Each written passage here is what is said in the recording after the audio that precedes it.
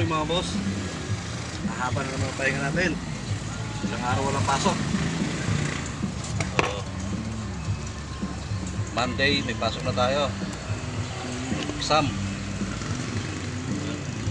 Shoutout sa mga estudyante. Exam nyo na Monday. So habang naman kami walang pasok, halos ang linggo.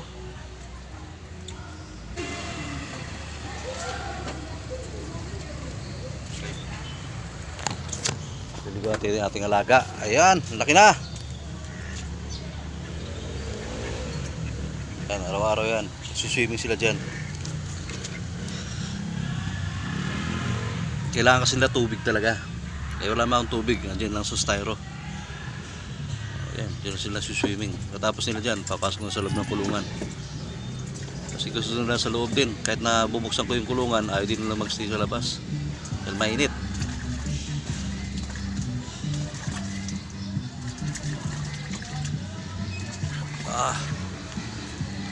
Ayun, meron na mga basketball.